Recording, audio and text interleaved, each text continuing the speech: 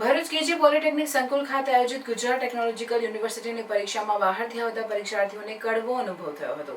વિદ્યાર્થીઓ સમય કરતાં મોડા આવતા વર્ગમાં પ્રવેશ ન મળતા પરીક્ષાથી વંચિત રહેતા રોષે ભરાયા હતા। ગુજરાત ટેકનોલોજીકલ યુનિવર્સિટીની હાલમાં પરીક્ષા ચાલી રહી છે। ભરૂચની કેજી પોલિટેકનિક ખાતે પણ જીટીયુની પરીક્ષાનું આયોજન કરવામાં આવ્યું છે। જો કે આ પરીક્ષા દરમિયાન બહારથી એટલે કે ટ્રેન મારફતે અપડાઉન કરતા વિદ્યાર્થીઓને પરીક્ષામાં કડવો અનુભવ થયો છે।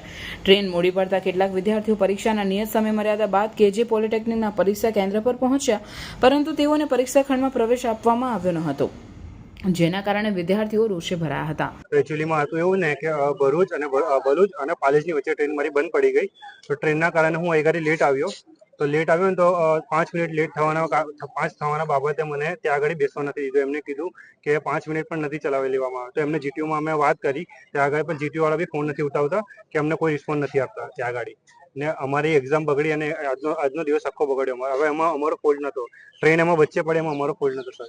અમે પ્રિન્સિપલને બી રજૂઆત કરી, બધાને રજૂઆત કરી, પણ અમને કોઈ સપોર્ટ નહીં મળ્યો। ને અમને એવું કીધું કે તમે જીટીયુ વાળા વાત કરો, જીટીયુ વાત કરો, એ લોકો વાત કરશે ને ફોન બી નથી ઉઠાવતા એ લોકો। તો અમારે શું કરવાનું, કારણ કે આજનો દિવસ અમારો બગડ્યો, આજનું પેપર બગડ્યું। અમે એટલી પ્રિપરેશન કરીને આવ્યા છે, સ્ટડી કરે છે આટલું, ત્યાં આગળ ટ્રાવેલિંગ કરીને બી ત્યાંથી અમે 2 કિલોમીટર ચાલતા આવ્યા।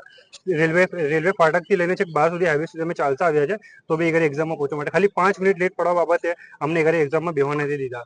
તો અમારે આજે વડોદરાથી અમારે દરરોજ ભરૂચનું અપડાઉન હોય છે, તો આજે ટ્રેનની ખામીના કારણે અમારે આવવામાં મોડું થઈ ગયું। એમાં અમુક સાહેબો બી પણ છે, એ બી લેટ આવ્યા, તો અમારે આ મોડું થયું એના માટે અમને પરીક્ષામાં નહીં બેસવા દીધા, અને અમારે આ વિષયની પરીક્ષા નહીં આપવા દીધી, એટલે અમારે આવતા સેમમાં ફરી એક્ઝામ આપવાની છે। તો હવે આ અમારે જે આજનો દિવસ બગડ્યો, ને અમે 15 થી 20 છોકરાઓ છે, અમે 15 થી 20 છોકરાને બેસવા નહીં દીધા, અને સર એવું કે થોડું બી અન્ડરસ્ટેન્ડિંગ નહીં રાખતા, ને એમ કે છે કે અમારા રૂલ પ્રમાણે અમે નહીં બેસવા દઈએ એમ કે છે।